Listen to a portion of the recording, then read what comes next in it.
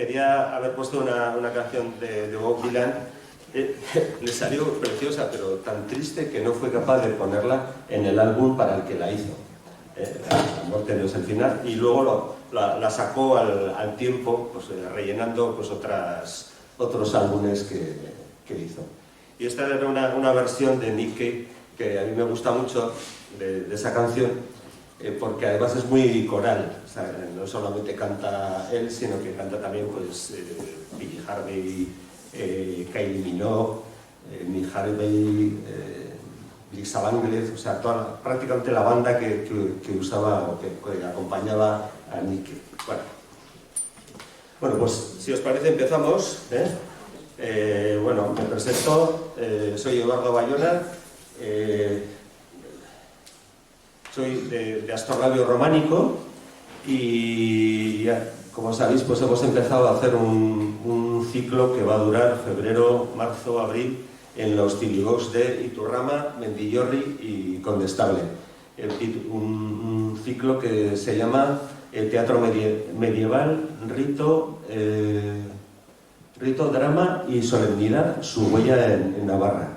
Tenéis abajo una exposición de fotografías muy bonitas de Lola Martínez sobre Biela y una también de Jesús Martorell.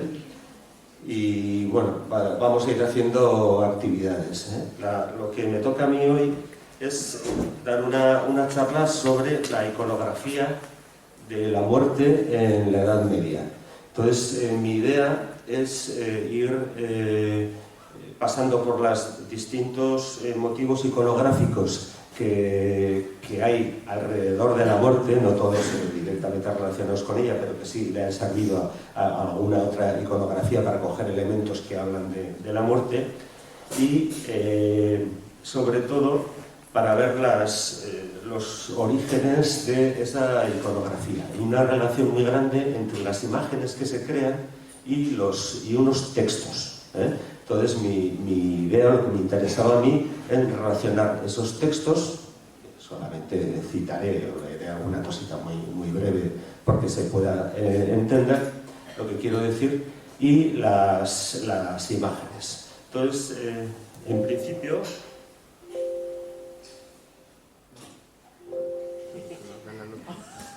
con el cursor. Dale. Con el cursor. Sí. Mi idea es hablar de 4 cosas y os iré anunciando cuando pase de una a la otra. Tampoco quiero que dure mucho la charla. Me han dicho en casa, me han dicho, tú no te extiendas, que tienes tendencia a extenderte. Y entonces procuraré que para las 8 sobre esa hora terminemos habiendo habido preguntas, si queréis. O sea que esa es mi idea en principio. Bueno, las 4 cosas de las que quiero hablar son cuerpo y alma, ¿no? Que es la dicotomía un poco antropológica que funciona en nuestra cultura y en todo Oriente y Occidente. Veremos también que esta dicotomía, esta separación, ¿no? Pues está presente también en las religiones más importantes de Asia. Después hablaré de vanitas, del tema de la vanidad. Después el encuentro con la muerte, y el cuarto, que será el baile. Eso es lo que quiero hacer, y iré anunciando en cada una de las cosas que en cada uno de los puntos cuando paso de uno al otro, ¿no? Bueno, pues empezamos con el cuerpo y el alma, ¿no? Bueno, aunque nosotros nos vemos como uno, para las religiones y también para la filosofía, Platón también lo entiende así, somos 2 cosas. Somos un cuerpo y un alma. Somos, en ese sentido, entes diferentes que convivimos. Y el alma está... el alma en griego es psique, y psique tiene 2 sentidos.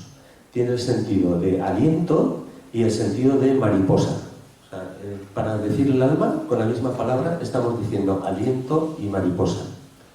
Nosotros sabemos muy bien, porque utilizamos ese lenguaje, ¿no? Cuando alguien va a fallecer o cuando alguien ha fallecido, que ha expulsado el último aliento, ¿no? El último aliento es la manera que tenemos nosotros de entender que el alma ha salido del cuerpo, ha abandonado ese cuerpo, y ese cuerpo ya es un cuerpo inerte, ¿no? Un muerto. No es alguien muerta, sino que ya ha muerto, ha cumplido su destino. En nuestro entorno, y haré algunas referencias, porque me interesaba mucho la obra de Barandiarán, y porque son cosas muy próximas a nosotros, he puesto para empezar una argizayola, porque las argizayolas son unas velitas enrolladas que se colocaban en los sepulcros que cada casa tenía en la iglesia del pueblo. Y entonces en determinados momentos se colocaba esa argizayola para iluminar. Hay una cosa que en nuestra cultura se ha sostenido, y es que Barandiarán y sus informadores, el alma necesita dos cosas: necesita alimento y necesita luz, pero el alma va a seguir ahí. Es decir, uno se muere y el alma sigue. Podemos pensar o no que preexistía en nosotros, pero sí en nuestra concepción de lo que es el ser humano, pensamos o piensa que el alma continúa después y necesita esas dos cosas. Bien. Aquí, esta es una imagen del mito griego, bueno, mito romano más bien, de Cupido y Psique. Es un mito que escribió Apuleyo, lo publicó en el siglo II en una novela muy bonita que tiene, que es El asno de oro. Y vemos que Cupido, todos conocemos su imagen, aparece con unas alitas, ahí no tiene las flechas, ¿no? y el arco. Y a la derecha de la imagen está Psique, a la que le han adornado efectivamente con una mariposa, ¿no? Psique, el alma, como una mariposa. Esta idea no solamente de representar el aliento, el viento ligero, como con alas de mariposa, no es solamente exclusivo de Psique. Aquí tenemos una imagen del viento céfiro. Céfiro, sabéis que hay 4 vientos: el boreal, el céfiro, y el céfiro, para los que vivían en el entorno del Mediterráneo, era un viento suave y benigno. Y por eso se la representa también con unas alitas de mariposa. Para nosotros, si vais a la costa, el viento que viene del este, el céfiro, es el viento gallego y no es muy apreciado, porque te puede traer bastantes problemas si vas a navegar. Bien. Esta es una representación muy bonita que está en Uruguay, la tenéis reproducida también en la exposición que hay abajo, que es una virgen con el niño, y el niño tiene entre sus manitas una mariposa. Veis que la coge por las alas en un gesto muy, muy delicado. Quiere decir que Jesús, Cristo, que va a recoger las almas de los difuntos. Es una imagen de Ujue, de unas pinturas que hay en el coro de Ujue, que se descubrieron hace relativamente poco, unos 15 años, cuando se hizo, 12, cuando se hizo la restauración de Ujue, y que si vais a verla, pues es muy probable que no la podéis identificar. Os tenéis que acercar mucho, subiros a un banco que hay, si os deja alguien que os subáis, y a nosotros nos costó encontrarla, pero gracias a la fotógrafa que llevábamos la pudimos sacar. Entonces, bueno, los romanos decían también, es decir, que el alma salía de la boca del fallecido como una mariposa. Homero, en la Odisea, dice que el alma sale por la boca, por la nariz o por las heridas que tenga el que ha fallecido. Bueno, ahora vamos a ver un poco los destinos que puede tener ese alma, o el itinerario que va a seguir ese alma. Esta es una imagen de un capitel Gilabertus está en Toulouse, en el Museo de los Agustinos de Toulouse. Para mí es el capitel que más me gusta de todos los que he visto del románico, es el capitel de Salomé. En una cara, solo tiene 3 caras, y en una está Herodes con Salomé, y en la cara opuesta está la decapitación de San Juan. Ahí vemos cómo le están cortando la cabeza y cómo sale el alma con esa forma de homúnculo, de hombrecillo, de niño, como queramos, y cómo es recogida por un ángel. El momento de salir el alma del cuerpo es lo que nosotros solemos llamar agonía, ¿no? Y ese momento os ha tocado, probablemente que sí, el momento más dramático de cuando alguien se muere, ¿no? Las dificultades para morirse. Y había una costumbre aquí en nuestro entorno, ¿no? En Euskal Herria, que Barandiarán cuenta que era para facilitar la agonía, lo que él recomendaba era retirar del tejado unas tejas. Esto se hacía, entonces retirabas las tejas y creabas una especie de chimenea, ¿no? Con una cierta facilidad, facilitabas que el alma saliera del cuerpo y pudieras descansar, ¿no? Fallecer. ¿Ya? He traído algunas otras imágenes de esto, que yo creo que son bonitas, ¿no? Esta es de Ávila, de San Vicente. Ahí son tres santos hermanos que fueron martirizados, y en ese momento veis que los ángeles también recogen, en un solo viaje, las 3 almitas para llevárselas, ¿no? Y esta es la escultura de Leonegarius de Nájera, que es la elevación del alma de Blanca de Navarra, de la reina Blanca de Navarra. Bueno, una vez que el alma sale del cuerpo, en realidad no va al cielo o al infierno, ¿no? Tiene que hacer otro viaje, tiene que hacer un viaje al país de los muertos, un viaje que va a atravesar una laguna, la laguna Estigia, que está pilotada, una barca que está pilotada por Caronte, y para ello ha de pagar una moneda. Caronte, entre los dioses, pues tiene bastante mala fama, porque dicen que es un hombre bastante pesetero.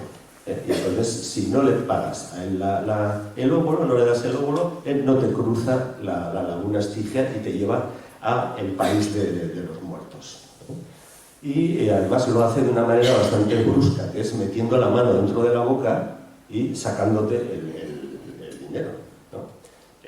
Esto, claro, nosotros pensábamos que era una costumbre griega que habríamos leído y que no iba a tener ninguna pervivencia en el tiempo, ¿no? Entre nosotros pues ha desaparecido, bueno, ha desaparecido ahora. Pero cuando en Tudela excavaron para reformar la catedral, cuando excavaron encontraron unos calaveras, unos enterramientos que eran del siglo XVII o XVIII, en el que los difuntos tenían en la boca una moneda, el óvulo. Es decir, que no es tampoco tan antiguo la costumbre de enterrar a los difuntos con un óvulo. Se sigue pensando que hay que atravesar esa laguna y llegar al país de los muertos. Lo he visto, el país de los muertos, nombrado de 2 maneras. Una como Islas Afortunadas, imagino que no son las Canarias, aunque la descripción que se da es que tienen un tiempo bastante benigno, o sea que podrían también ser, pero no. O sea, son, lo que hay ahí debe ser alemanes y personas pues, muy como nosotros que podemos ir allí, no hay que estar necesariamente muerto, difunto para poder ir allí. Y otra, los Campos Elíseos, también se le llama a este país de los muertos. Bueno, aquí tenemos un óvulo. Y este traslado hasta ese país de los muertos está representado también en la iconografía románica. Yo no he encontrado en Navarra ninguna imagen que lo muestre. Si alguien conoce alguna, pues le agradecería muchísimo que me la dijera.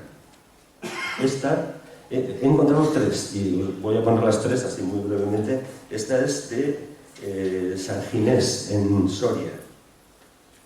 Veis ahí el pobre fallecido, y que va en la barca. Cuando vemos una barca en un capitel, pues no tenemos por qué pensar la pesca milagrosa, no. O sea, puede ser también esta, sí, que se ve con un remo, sí. Espera, me he comido otra, que es esta. Esta es la primera, esta es la de San Ginés. Esta otra, esta es de Siones, Santa María de Siones, esto está en el Valle de Mena, es una iglesia interesantísima. Esta está dentro, en el ábside, en los capiteles que hay en el ábside. Y se ve también, como tiene el remo. Y esta está en el San Pantaleón de Losa, en Burgos. O sea que son iglesias que están relativamente próximas a nosotros, y entonces pues entenderíamos que podíamos encontrar alguna imagen de estas para nosotros, pero ya os digo que yo desde luego no he encontrado ninguna. Bien, una vez que llega el alma, ¿no?, que atraviesa la laguna Estigia, llega el alma al país de los muertos, entonces lo que se produce allí es el pesaje de las almas, que es una iconografía muy bonita, ¿no? Está ahí, vemos a San Miguel, que sujeta una balanza en la que hay dos platos.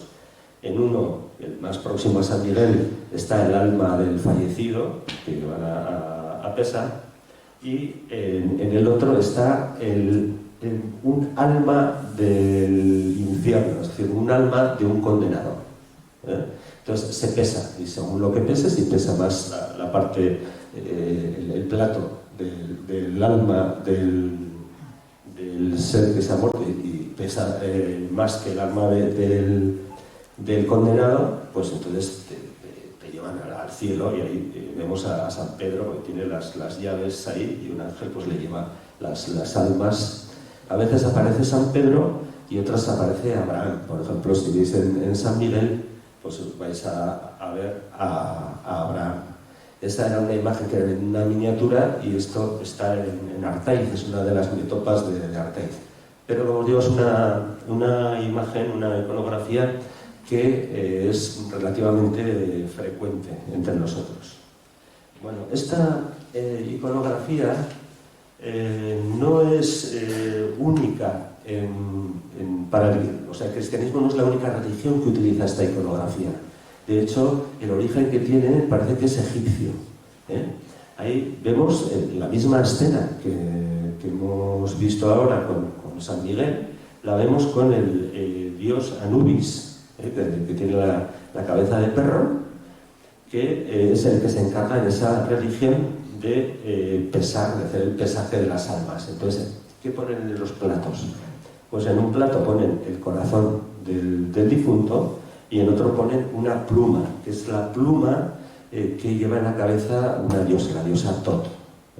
Y esa es la medida con la que hay que valorar si ese alma merece ir al paraíso o merece ir al infierno. Esto es lo que hay. Bueno, vemos ahí otros dioses, pero no vamos a entrar ahí. Bueno, ¿qué puede ocurrir? Pues eso, que el alma vaya al cielo, muy bien, que a disfrutar, o que vaya al infierno. Y entonces aquí tenemos la iconografía típica, que es esta imagen, la tenéis también en la exposición, que es la boca de Leviatán, que es la puerta del infierno. Hay otra alternativa, que es que el alma necesite purgarse, pero esa alternativa, la del purgatorio, es una alternativa relativamente reciente para la Iglesia del siglo XIV. Había referencias anteriores de que el alma debía purgarse, pero como espacio, el purgatorio no existe, no está reconocido por la Iglesia hasta el siglo XIV. Y esas almas del purgatorio son las que suelen aparecerse. Esto, uno ve, por ejemplo, lo que tiene escrito Barandiarán, tanto de las estelas como de los rituales relacionados con la muerte, y yo me apunté 14 cosas, todas bien reguladas, 14 cosas, desde el viático, el entierro, o sea, hasta 14. Y siempre suele aparecer un apartado que es apariciones. Las almas tienen la mala costumbre, si están en el purgatorio o en el infierno, pero sobre todo si están en el purgatorio, de aparecerse entre el atardecer y la medianoche. Os lo digo porque puede ocurrir. Suelen aparecer con una luz en la mano y suelen pedir al mortal que se las encuentra que hagan algo que en vida no llegaron a terminar de hacer, y por eso están pagando, están purgándose en el purgatorio. A veces dice también, bueno, puede ser un alma de un condenado al que se le puso el hábito, un hábito religioso para ser enterrado. Y entonces lo que te pide es que se lo quites porque le está haciendo un daño, que le está produciendo un dolor tremendo. Entonces él explica cómo hay que hacerlo, ¿no? Con un palo, hay que quitarlo con cuidado.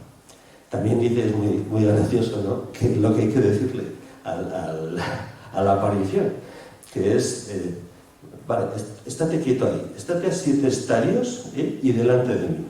Y no se te ocurra decirle, si te equivocas por los nervios, detrás porque se te subirá encima. Entonces, esto funcionaba. Bueno, pues si os ocurre, pues sabéis que podéis probarlo. Bueno, terminamos la primera parte de cuerpo y alma. Ya vemos que somos dos cosas y esto está en la base de todo lo relacionado con la iconografía de la muerte. El cuerpo se va a morir, se va a pudrir, pero el alma va a seguir ahí, entre nosotros, y tenemos una casa, va a dejar sus marcas en la chimenea, en la ceniza, o va a aparecer la noche de difuntos como una mariposilla de la luz, pero va a aparecer, y tampoco son cosas desagradables en principio. La convivencia no tiene por qué ser mala entre las almas y los mortales, siempre que esas almas estén en el cielo.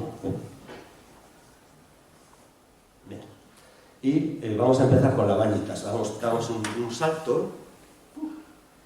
un salto, y vamos a empezar a hablar de la vanitas, de la vanidad.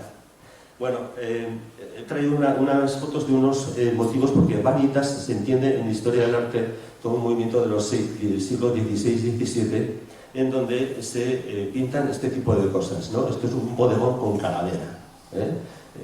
Todo lo que tiene que ver con la caducidad del ser. Del ser humano, o de la fruta, o de lo que sea, ¿no? Y se pilla el momento y se pinta ahí un bodegón, acompaña a eso.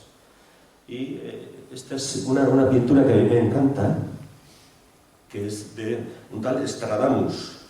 Stradamus, esta es la pintura completa. Se llama voluptuosidad, creo que se llama así, no lo traigo a contar. Voluptuosidad, moderación y la muerte. ¿No? Voluptuosidad es, evidentemente, la que está desnuda, la representa la voluptuosidad que está, la que está delante, ¿no? La que está vestida y detrás recatada es la moderación. Y la muerte,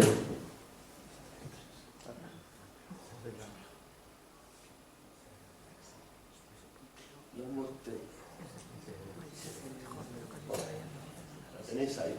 Esta cortinita que hay aquí, y detrás se intuye la muerte, ¿no? Bien, espera, a ver, aquí en el general bien, se ve completo, ¿no? ¿Lo veis ahí, no? Bien, pero quiero que os fijéis también en el otro lado, porque lo que se hace es un juego. Bueno, un juego en el que aparece un espejo en el que se ven reflejadas tanto la voluptuosidad como la muerte encima, que le está diciendo tú eres mortal. Y esta pintura, la verdad es que cuando la vi me encantó. Esta es otra manera también de representar las dos cosas, el cuerpo y el alma. Esto es lo que se llama un transitom. Transitom. Es una iconografía en la que se representa, veis en la parte de abajo, el cuerpo, comido por las alimañas, gusanos y demás, y en la parte de arriba, pues el alma hermosa de esta mujer. Esto es un transitum, una dama, pero había también en sepulcros de obispos y así que se representaban de esta manera, ¿no? Decías, bueno, el alma sigue siendo hermosa, pero el cuerpo es lo que se va a pudrir.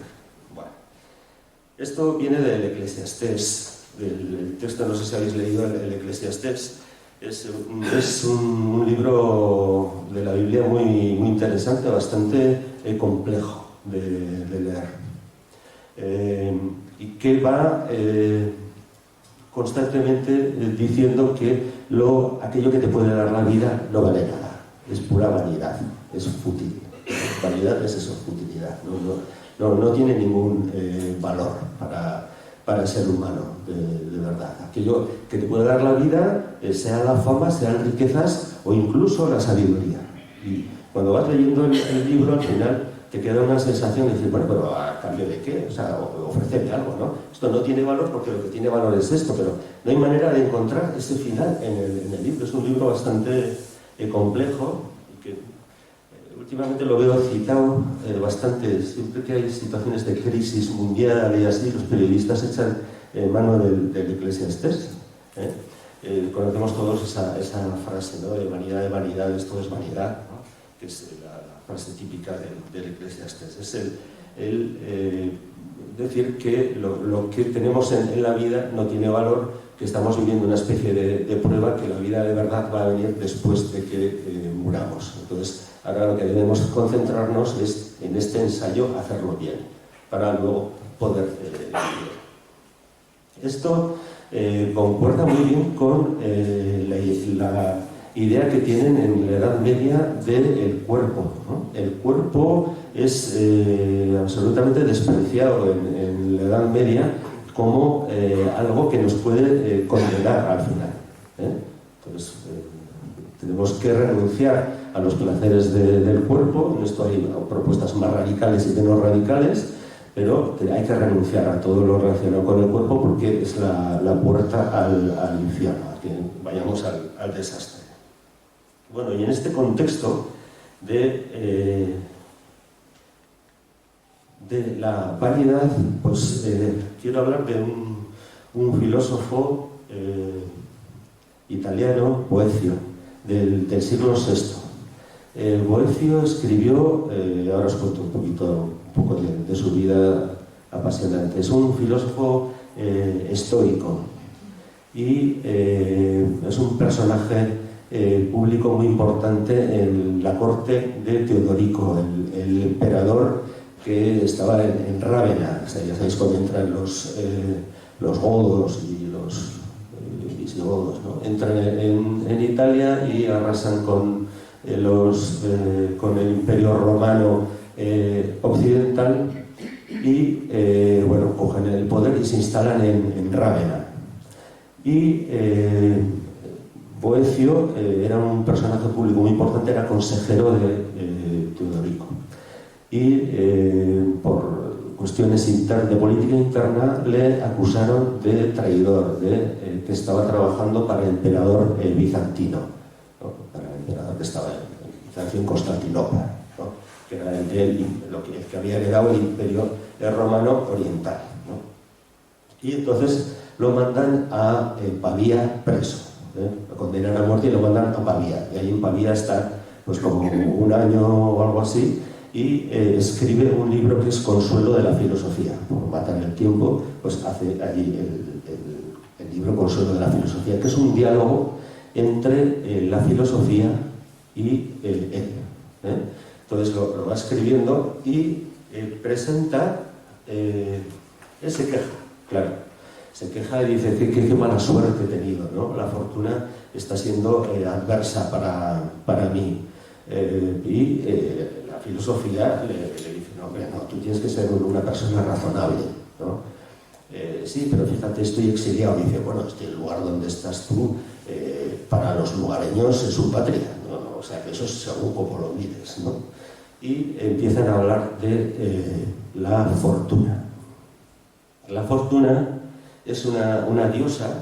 Aquí tenemos dos versiones. La versión de la izquierda es una versión griega, más o menos, que se le representa desnuda, es la diosa Tiche, y se le representa desnuda, está subida encima de un globus como un equilibrista, es decir, para marcar ese aspecto de que la fortuna es inestable, ¿no? Anda uno malamente. Se le suele representar también con el cuerno de la abundancia en la mano izquierda, entonces va echando al buen tuntún, va echando los bienes que le caen a uno, a este la lotería, al otro una enfermedad, y así, ¿no? Va echando todo lo que quiere, pero sin ningún criterio, ¿no? Y bueno, en la parte de la derecha tenemos otra representación ya más romanizada de la fortuna. Bueno, os leo, es muy breve. Fortuna habla por boca de filosofía en ese diálogo que tiene con Boecio y se describe así a sí misma. Me atrevo a afirmar que si las cosas que lamentas haber perdido fueran tuyas, que es la queja de Boecio, ¿no? He perdido mi familia, he perdido mis bienes, he perdido la fama, he perdido... Si hubieran sido tuyas de verdad, no las habrías perdido. O solo a mí se me prohíbe ejercer mi derecho. Si permite al cielo traer días luminosos y ocultarlos en noches tenebrosas y al año cubrir la faz de la tierra de flores y frutos o de nubes y hielos, el mar puede sonreír apacible cuando sus aguas están calmadas y luego causar pavor con sus agitadas olas. Sin embargo, a mí, fortuna, la incansable codicia de los hombres querría atarme a una constancia ajena a mis costumbres. No obstante, ese es mi principal poder, mi irrenunciable juego, hacer girar la rueda para ver cómo lo que estaba arriba desciende y lo que estaba abajo asciende. Esa es mi diversión. Sube si quieres, pero a condición de no considerar una injusticia que mi juego exija que termines descendiendo. Y en otro momento se le describe como una divinidad ciega. Bien. Esta idea de que la fortuna, la diosa fortuna, maneja a su libre albedrío una rueda, es una iconografía que se va a extender muchísimo.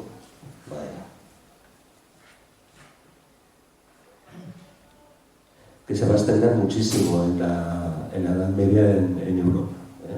Aquí está en esta iconografía de la rueda, vemos dentro de la rueda a la diosa fortuna, ahí sentadita, y vemos cuatro personajes. El que está arriba dice reino, el que está a la derecha en la posición de las 3 dice reinaré, el que está a las 9 dice he reinado y el que está a las 6 dice ni reino ni tengo nada, ¿no? Y vemos que a los lados de esta imagen está un gallo que la mañana, ¿no? Y un lobo, que es la noche. Es decir, en el tiempo la diosa fortuna puede hacer que tú estés en cualquiera de estas posiciones. Y es una imagen, una iconografía que funcionó muchísimo, como digo, ¿no? Se utiliza, por ejemplo, esta la iglesia de Saint-Étienne de Beauvais, que utilizan el rosetón que tiene la iglesia para describir esta rueda de la fortuna. Veis que hay personajes que están subiendo y otros personajes que están cayendo. Esta es la imagen de la rueda de la fortuna también. Veis cómo en este caso está fuera de la rueda, no tiene por qué estar dentro. Si está dentro, además, las imágenes son posteriores. Esta será algo anterior. Bueno. Y tiene la manivela y entonces está haciendo que uno, el que está arriba a las 12, pues está reinando y los otros pues pues están pues unos ascendiendo y los otros bajando y los otros han terminado. Y aquí tenemos esta maravilla que está en la exposición que hay abajo, y también esta misma fotografía de Lola, que está en La Oliva.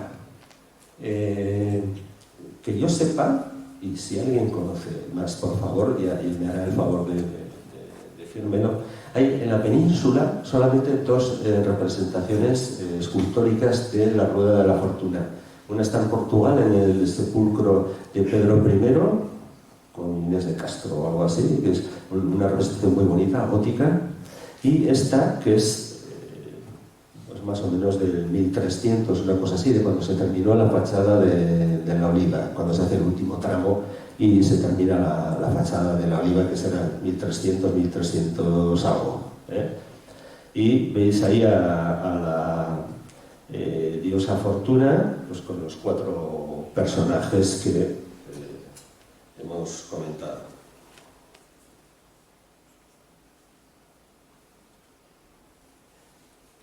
Bien. Esta imagen, disculpad que no he encontrado ninguna imagen mejor, pero me parece que es muy, muy interesante. Viene a decir que al final, porque veis la rueda que está a la derecha es vuestra, está la rueda, en el centro está la diosa Fortuna, pero a la izquierda a quien tenemos es a Dios. Es una imagen del 1314, o sea, siglo XIV más o menos de la época en que se hace la fachada de La Oliva. Y lo que viene a decir esta imagen es que Dios juega con el hombre a través de la diosa Fortuna. La diosa Fortuna es una herramienta que utiliza Dios para jugar con nosotros. O sea, somos una especie de juguete, pero es el que dicta a la Fortuna y dice, no, ahora dale para el otro lado, ¿no? A la manivela, o dale para este lado, ¿no? Bien, y aquí tenemos otra representación de lo mismo, que es una iconografía bastante frecuente y muy vistosa. Y en esta iconografía ahí tenemos, veis que hay un escritor, ese es Boccaccio, escribió la vida de los ilustres y tal, una especie de ubisunt, o sea, de dónde están, dónde quedaron los dioses, aquellos que consiguieron hacer esto y tal, bueno. Y luego hay dos escenas con la diosa Fortuna. La que está más atrás, esta es la diosa Fortuna, está rodeada de los reyes y nobles que intentan seducirle y convencerle de que debe mantenerles a ellos en su estatus y debe beneficiarles a ellos. Y luego ahí ella manejando la rueda de la fortuna. Y los mismos que estaban en la parte de atrás pues pueden estar ahora cayendo al suelo, ¿no? Bueno, esta imagen que es tan visual y tan bonita se ha utilizado en representaciones del poder, por ejemplo. Hay noticias muy claras de la ceremonia de coronación de Fernando de Antequera, el rey Fernando I de Aragón.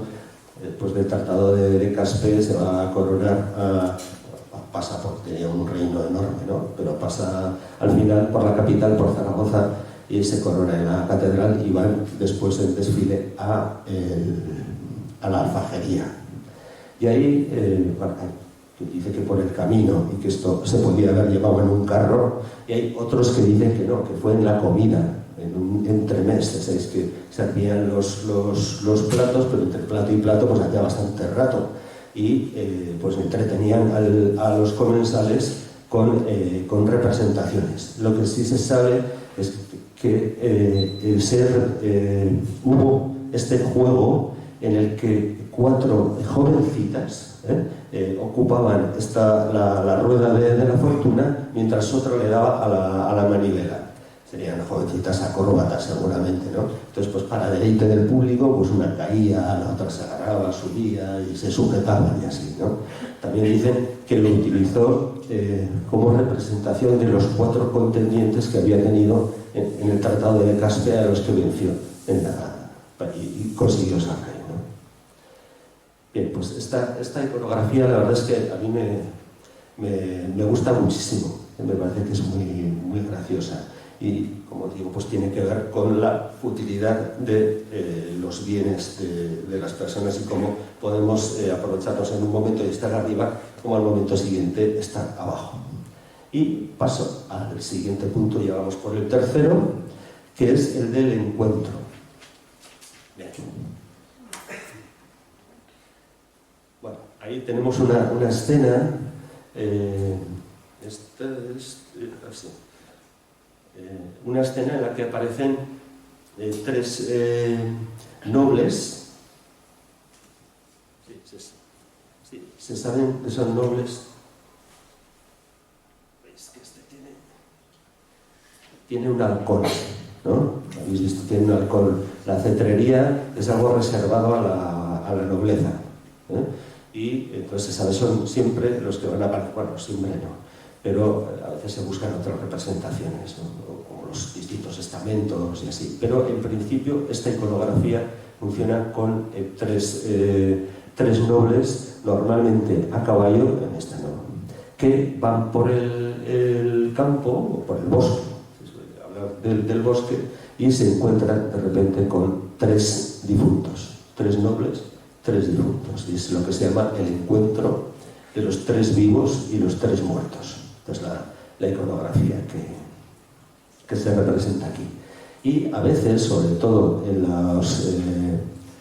la iconografía italiana, que es en Aragón también, que tenía muchas relaciones con Aragón, Cataluña, que tenía muchas relaciones con Italia, también se mantiene, aparece un ermitaño, que es este que tenéis ahí en medio, con barbas blancas, que es San Macario.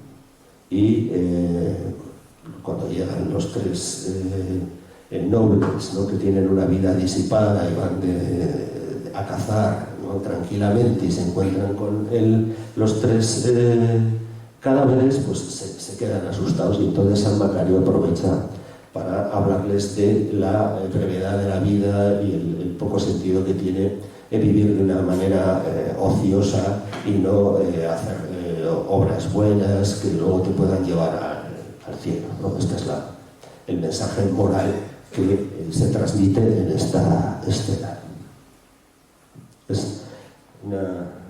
Hay bastantes representaciones de estas por toda Europa, ¿eh?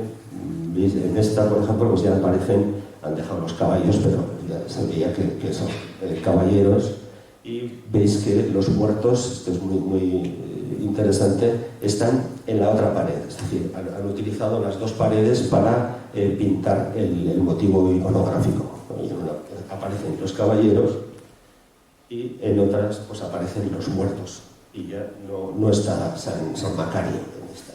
Es un modelo francés, en los modelos franceses, que en Navarra también funciona así, por lo que vamos a ver, que no hay San Macario, ¿eh? Entonces simplemente dialogan los vivos con los muertos, tienen un diálogo que puede ser pues una cosa así. Maldita sea, dice una muerte, la realidad que somos. Antes éramos hombres poderosos, no obstante somos tal como nos veis. Si vosotros queréis prever aquí, en ello debéis procurar de nosotros poder ver lo que con vosotros ocurrirá, y qué renta la muerte os devengará, pues vuestros cuerpos, que son llenos de basura, se pudrirán. Fuimos un tiempo, lo que sois, lo que somos, seréis.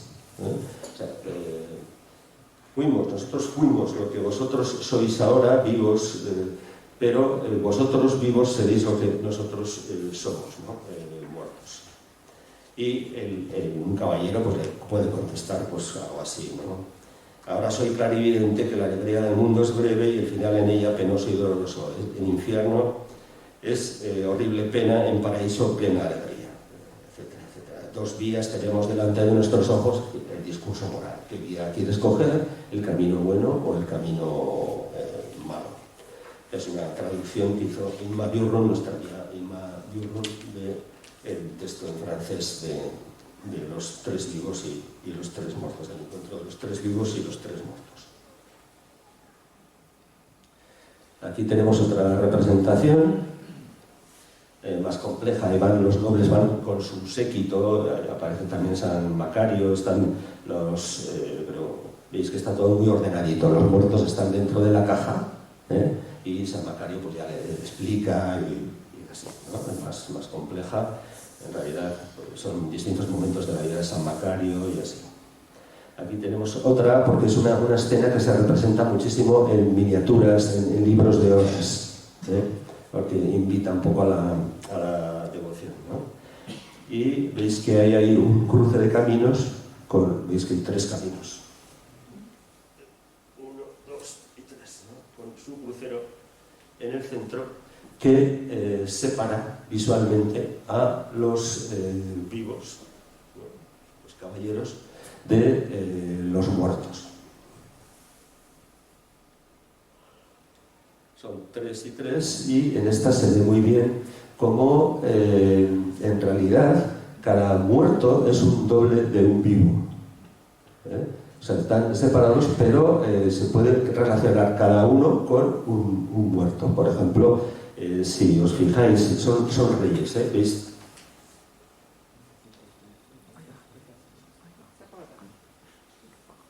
Veis que tiene ahí el halcón, y si os fijáis hay dos y una separada, ¿no? Y veis que las expresiones o la postura, al menos de los personajes, pues tienen que ver. La que está separada está de frente, y las otras dos se tocan, tanto a un lado como al otro. Entonces es una situación un poco especular. El origen de esa frase, éramos lo que sois, somos lo que seréis, es un origen romano. Esto se escribía en algunas lápidas romanas, para advertir al que llegó ahí a ver lo que había, ¿no? La realidad de la muerte. Y hay un origen literario muy claro, del siglo VI antes de Cristo. Entonces, en la India se narra el noble, que es nada más y nada menos que Siddhartha Gautama, el que luego será Buda. Va un día por el bosque y tiene un encuentro con cuatro encuentros. Tiene con un anciano, con un enfermo, con un cortejo fúnebre y un mendigo asceta. Y eso le invita a una reflexión y reconduce su vida. Y desde entonces pues pasa a ser Buda. Sale del círculo de la nobleza y de la vida disipada que llevaba y pasa a fundar una religión. Este tema después es recogido por un poeta islamista, Adi Inzai, que escribe un texto, un cuento que es El príncipe Norman. Y el príncipe Norman pues, también va un día por un cementerio y los muertos salen de la tumba y le recriminan: oye, ¿tú qué estás haciendo? Fíjate cómo estamos nosotros, y este es el destino que vas a tener en la vida, más vale que la reconduzcas adecuadamente, ¿no? Esto es un poco lo que hay. Después ha habido otras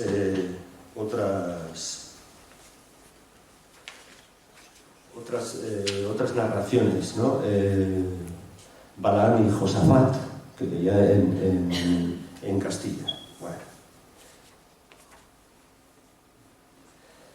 Bien, sigo con esto. Bien. Esta es la pintura, si os recordáis, la que había de la mariposita. La mariposita forma parte de una pintura, está en el coro de un juez, como he dicho, y es la parte de la derecha, en la que solamente se conserva la parte izquierda de esta iconografía, que como veis es el encuentro de los tres vivos y los tres muertos, ¿no? Y siempre suele haber un caballo que se vuelve, que está por ahí, pero no sé cómo compusieron esta imagen. Lo que falta, desde luego, son los muertos que que estarían pues ahí, seguramente ahí parece que se quiere ver algo, estarían ahí los puestos los tres muertos. Y esta es la otra que hay en la península, que es la de Peñafiel. Es que también en la escena de un campo y otro, el campo de los vivos y el campo de los muertos, está separado por un arbolito.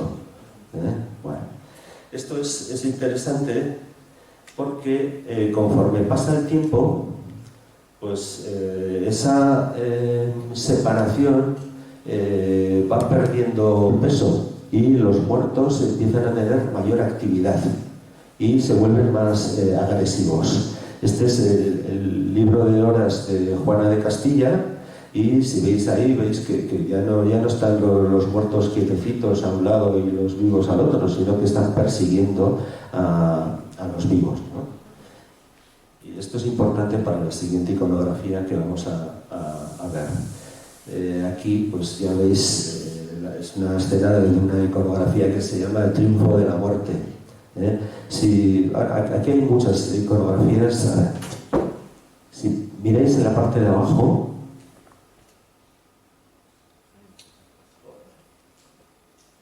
he hecho torpe. Eso es una danza de la muerte, que es la siguiente iconografía que vamos a ver. Esa parte de ahí es el encuentro de los tres vivos y los tres muertos. Y ahí tenemos a todos los poderosos pidiéndole a la muerte que por favor que no se nos lleve, ¿no? Pero la muerte implacable triunfa siempre y va matando con flechas a los vivos. Con flechas o esta que usa una especie de cerbatana o algo así. Las flechas, esto es como decía el otro día una amiga, esto es como Cupido. Cupido te tira flechas para enamorarte y la muerte te tira flechas para llevarte con ella. Bien. Bueno, pues sí, vamos ya al último, sí, que ya tenemos que ir terminando. La última iconografía que quiero comentar es la danza de la muerte. Y esta es, la verdad, la más bonita que yo he visto en los libros. Bueno, me gustaría ir a Tallinn, pero bueno, pues no me llega, de momento. ¿Veis que es bastante compleja? Tenemos ahí un predicador, porque hay un discurso moral que estamos citando constantemente, un predicador, y luego va apareciendo la muerte, el Papa, la muerte, un emperador, la muerte, la emperatriz, la muerte, un cardenal, la muerte, pues lo que sea, un noble o lo que sea. Así que se van intercalando y a cada vivo le corresponde su muerte. En este sentido, luego comentaremos a ver si es democrática, no es democrática la muerte, ¿no? Un hombre, un voto. No, aquí es un hombre, su muerte. O sea, no hay escapatoria. Bueno, esta iconografía responde también, igual que la del encuentro de los tres vivos y los tres muertos, a una iconografía que tiene también su representación teatral. La de los tres vivos y los tres muertos se supone que se representaba en Cuaresma en los pórticos de las iglesias, ¿no? Se hacía este diálogo, con el texto más o menos un texto parecido a lo que leí antes, y como una manera de invitar a la gente a la penitencia, no sea que te vayas a morir sin haberte confesado. Entonces en Cuaresma esto se insistía mucho y se representaba. Y esta pues también se podía representar. De hecho, en el Quijote, una de las aventuras que hay ocurre con un carro que está conducido por la muerte, ¿no? está la muerte y luego aparecen otros seres allí extraños, y entonces el Quijote va a enfrentarse a ellos, y resulta que eran una compañía de teatro que iban al pueblo de al lado y venían vestidos ya de casa, ¿no?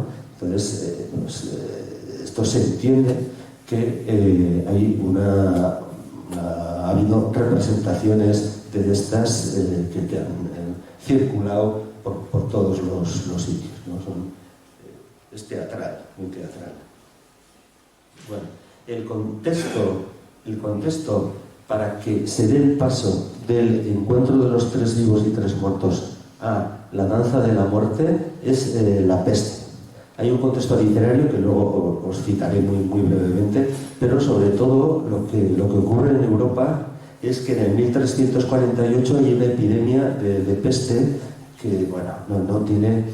fue tremenda, ¿eh? El bichito llevaba como el COVID-19, ¿no? Que apareció al final con una sopa de murciélago, ¿no? Alguien se lo comió y la lió nos la lió a todos, ¿no? Pues había un bichito en una especie, yo creo que sería como esa especie de perritos de la pradera, pero en Siberia, ¿no? Que son animales adorables, pero que en una madriguera tenían esa virus de la peste que fue pasando en algún momento al hombre y se extendió con una rapidez tremenda en 1348. Llega a Europa y se lleva por delante pues, entre 1/3 y la mitad de la población europea. Lo que ocurre en la peste es que salen unas bubónica, unas ampollas, que es por infección de los ganglios linfáticos. Entonces, sobre todo, más que aquí, que sale por todo el cuerpo, sobre todo salían en las ingles y en las axilas. Y esos ganglios se infectaban, se volvían negros, si se reventaban daban un olor pestilente y la enfermedad era breve. Si te infectabas en una semana, o sea, 3 días, 5, 7 como máximo, y acaba tu vida. O sea, que no se andaba con chiquitas. Y esto, claro, fue tremendo porque se generó, ya veis, un montón de... Esta es una pintura un poquito posterior, pero veis el asalto de la irrupción de la muerte en la vida de la gente. Y aquí tenemos otra imagen de tomé una miniatura, donde es como vive la gente la muerte, ¿no? Hay un librito muy bonito de Monteano, sobre la peste en Navarra, con un montón de datos, y es terrorífico.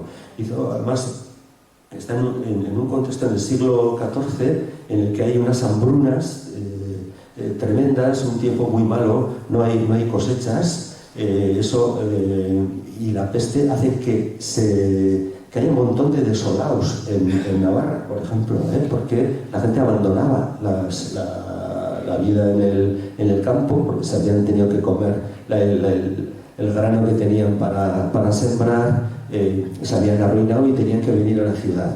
Había hacinamiento, nadie quería encargarse de recoger los cadáveres que había, los carros de cadáveres que cada día se tenían que sacar de la ciudad para ser enterrados. Había que buscar, por ejemplo, a los presos que pudieran hacer eso, ¿no? Si quieres, sales en libertad, pero te tienes que encargar de esto, ¿no? Que fue terrorífico, desolador.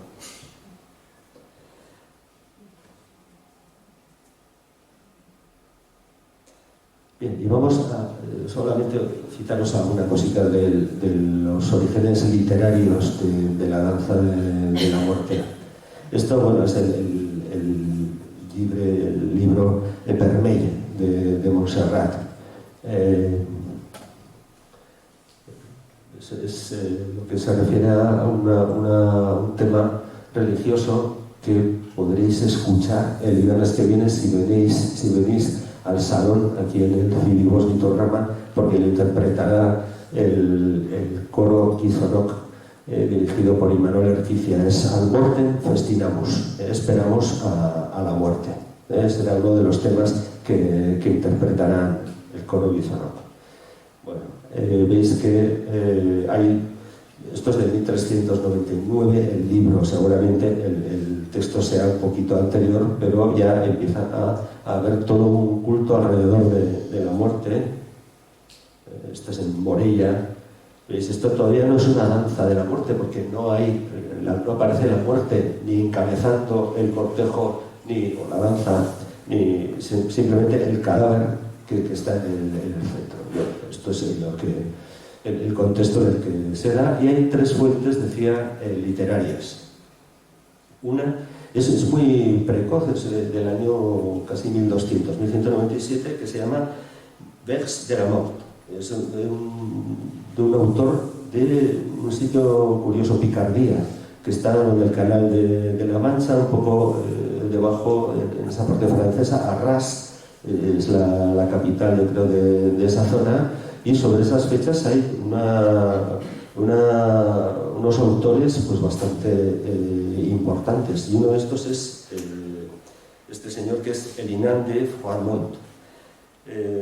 Escribe un libro en el que la muerte hace un viaje peregrina a Roma, y en ese peregrinaje la muerte peregrina se va cargando a todo lo que se encuentra por el camino, el Papa, o sea, todo bien. Luego hay otras dos fuentes que son ya más parecidas, que es de Contemptus Mundi, de Lotario de Conti, que luego fue Inocencio III, y el Vado Mori, donde personajes de distintos estatus sociales dialogan con la muerte. Y la muerte les dice pues, que no tienen nada que hacer en la vida. Hay en España seguramente, no lo sé, hay bastantes dudas. Está el libro Danza General de la Muerte, que se conserva en el Escorial, y que es del año 1400. Y se entiende que podría ser la primera danza de la muerte, el primer texto de una danza de la muerte, con ese diálogo, la muerte y el mortal, ¿no?, que van hablando, luego leeremos algo. Pero tampoco se asegura mucho, porque el ejemplar que hay es algo posterior, y entonces se duda un poquito de la fecha. Se suele más bien entender que este es un tema alemán, pero bueno, ahí está ese texto. El caso es que la primera danza de la muerte que se pinta aquí, que es el cementerio de los Inocentes de París. Bueno, esto lo derruyeron en el siglo XVIII, pero se conserva, hay un monolito en una placita que recuerda el monasterio cementerio de los Inocentes. Está en la parte de Les Halles, al lado del Pompidou, en esa parte de ellos, que era muy, muy céntrico. Y ahí se recogían los cadáveres de 30 parroquias. Y en el 1424 encargan esta pintura. Hay unos claustros todo alrededor de lo que es el cementerio, y lo veis ahí.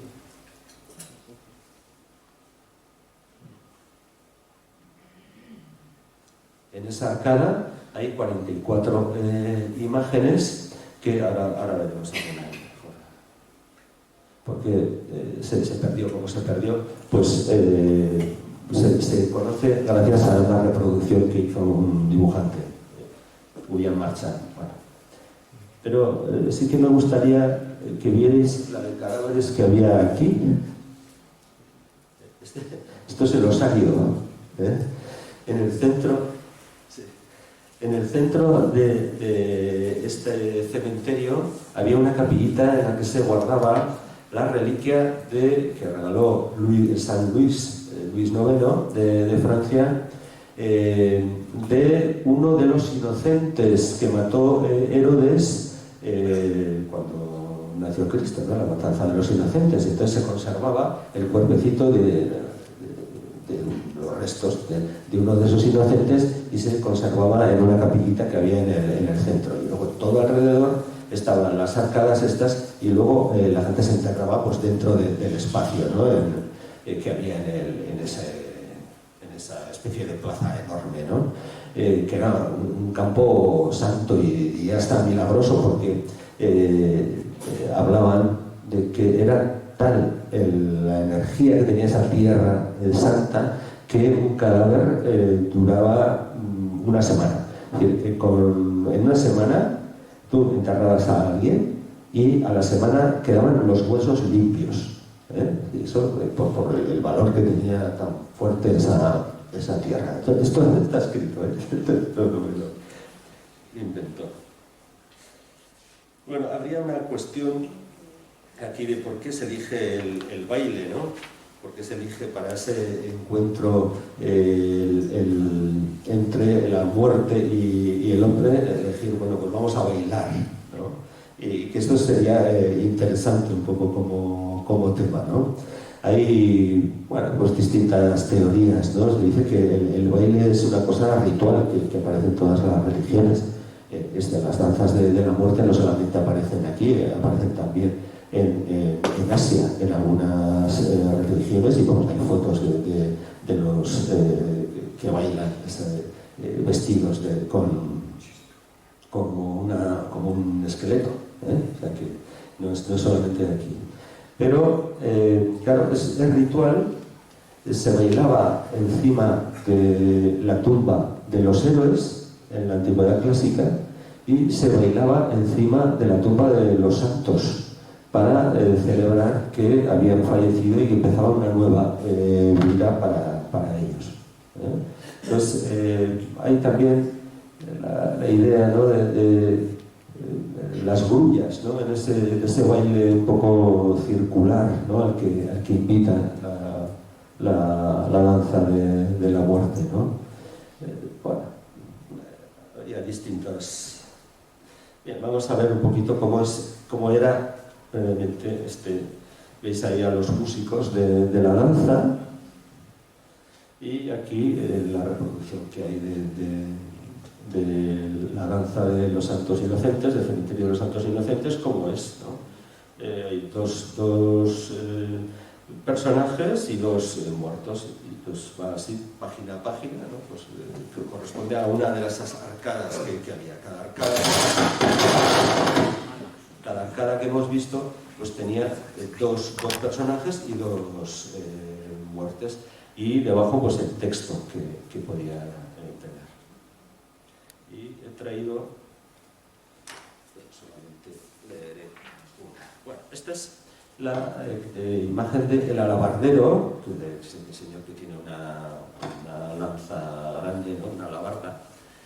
Y él, que se llama aquí, bueno, el loco le llaman en la traducción, pero no, en realidad es un juglar, es alguien que toca música y canta por la calle, en las plazas y así. Y entonces la muerte le dice al juglar si danzáis por costumbre, mi amigo loco, porque en Francia es el fútbol, el personaje bien se advierte que danzáis por más sabio. A todos les conviene bailar. Las escrituras, si bien recuerdo, dicen en un pasaje: quien bien lo interpreta. El hombre olvida pronto que cada cosa tiende a su fin.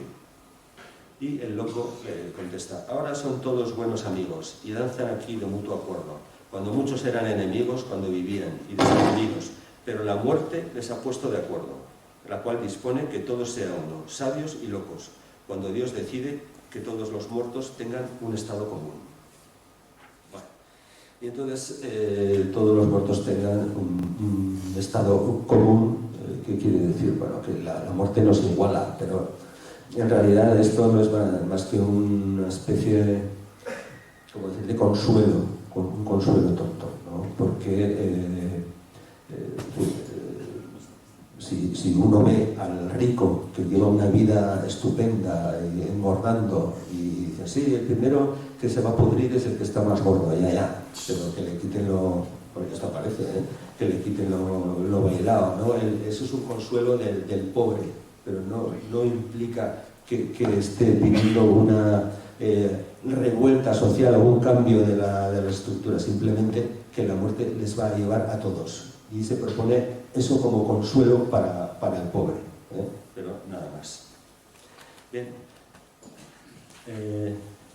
esta es otra danza de la muerte, porque quiero hablar de Santa Eulalia. Resulta que en Pamplona había un convento que estaba en la Taconera, y en este convento tenían dos claustros, y en los dos había representadas sendas danzas de la muerte. El convento de Santa Eulalia era el convento de la Merced. Y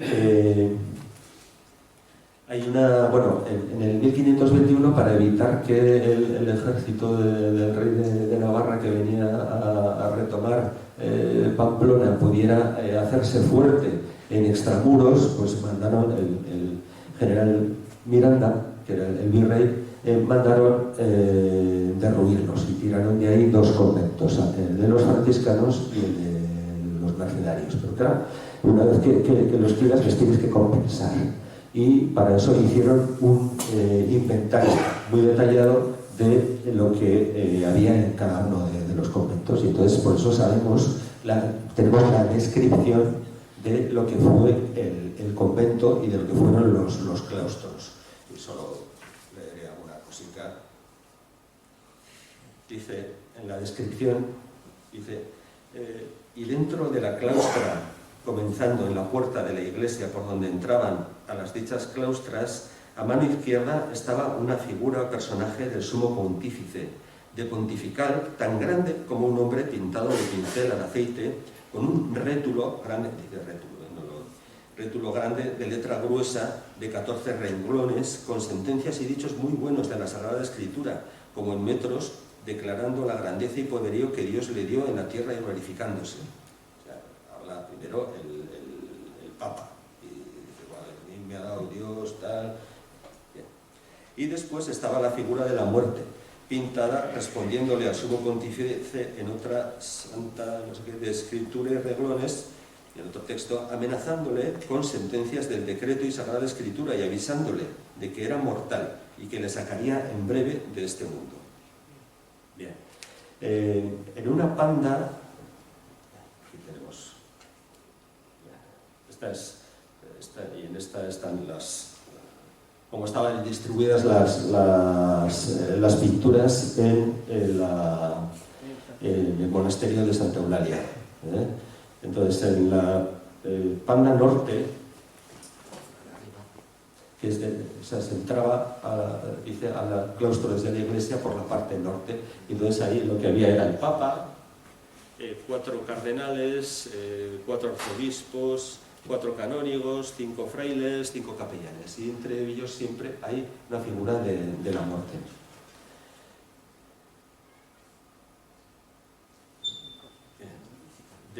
De la panda norte, del lado norte, y circulabas por el lado este y te encontrabas ya a otro gremio. Ya no era lo eclesiástico, sino que lo civil y poderoso, más bien, porque no solamente militar. Dice, 5 emperadores y reyes, 5 escuderos, caballeros, condes y duques, 5 lacayos o soldados, 5 jueces, procuradores y abogados, 5 mercaderes y 5 boticarios. Y sigues dando la vuelta por la panda sur y te encuentras con 5 pescadores y carniceros, 5 taberneros, 5 zapateros, 5 sastres y 5 labradores. Es decir, que está puesto por estamentos, y esto nos llama bastante la atención, porque no es lo normal que ocurre, ¿no? Y luego en el otro lado, en el lado oeste, lo que hay es una figura de la muerte en el centro, muy grande, y encima está San Miguel con las icostasis, la imagen que hemos visto en la iconografía del peso de las almas, la Virgen, que es el que te puede librar en el último momento, o sea, la vocación de la Virgen, intercesora. Eso es la gran intercesora de sea, aunque hayas llegado a un pacto con el diablo, si tú invocas a la Virgen, pues puede salvarte del entuerto y, bueno, te puede librar. Y luego, en el otro extremo, está Dios con los ángeles buenos y con los demonios. Porque veáis un poquito el tipo de textos. He cogido el de los taberneros, ya que es un oficio que todos conocemos, ya entonces tenían una fama dudosa, no en realidad estrellas Michelin, pero dicen, otros tantos taberneros, llamando que todos fuesen allí a beber, que por rudos que fuesen, ellos, los taberneros, mejor que en los estudios les mostrarían en todas las lenguas hablar, que hablaban de todas las lenguas. Y luego tras ellos estaba la muerte acusándoles de los engaños que hacían en mezclar agua con vino y el mal vino con bueno. Aquí ya tenían fama dudosa. Bueno, había otra claustra más pequeña que correspondía con la parte del monasterio más de claustro de convivencia, que tenía otras pinturas, pero la descripción es mucho menor y no me voy a parar. Solo decir pues, que había judíos, que había niños y etcétera. Y luego, pues claro, no podemos dejar de hablar de la danza de la muerte sin hablar de las pinturas de Javier, que en realidad no son una danza de la muerte, son una danza de muertos. Veis que ahí en la capilla que hay en Javier hay un Cristo que es de finales del siglo XV y detrás, como veis, están las armas Christi. Están todos los elementos relacionados con la muerte de Cristo, y en los laterales es donde están esas figuras, donde aparecen unos muertos, unos cadáveres con unas filacterias que no se han conseguido descifrar y que están en actitud poco rígida, sonrientes y poco rígida, pero yo me atrevería a decir tampoco que estén bailando. O sea, si uno ve cómo estaban en la primera,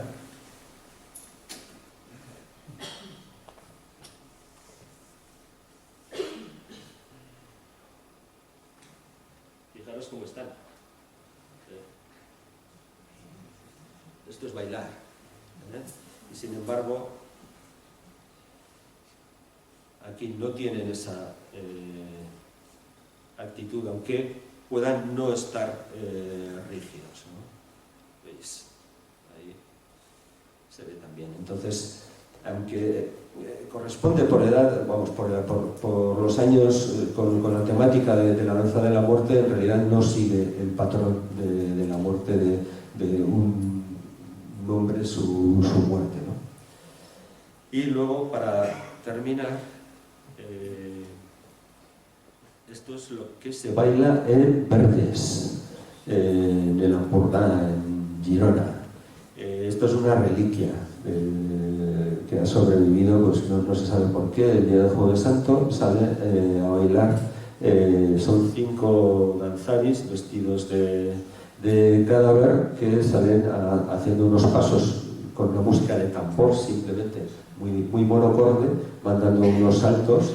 El que va delante lleva una guadaña con un de mini parco, no perdono a nadie, y otros llevan unos platitos con ceniza, otro lleva un reloj sin agujas para advertirnos de que la muerte puede llegar en cualquier momento. Y bueno, pues hasta aquí. Yo creo que con esto ya me he pasado un poquito. Sí, lo único decir que esta imagen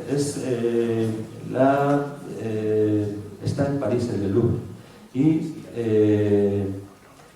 es una escultura de bronce que estaba en la puerta del cementerio de los inocentes de París. O sea, tiraron todo, pero guardaron la escultura. Y veis que representa, pues eso, simplemente un esqueleto, y en la mano le falta algo, que sería la flecha.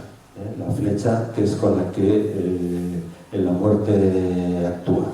Pues nada más, eskerrik asko, y si tenéis alguna cuestión, alguna cosita, si queréis la comentamos. Yo estoy dispuesto. Son las 8:20. Ahí me he pasado, pero no tanto, ¿eh? O sea, me he pasado un poquito, pero podría haber sido peor. Bueno, pues, espero que os haya interesado. Pues nada, muchas gracias por vuestra atención.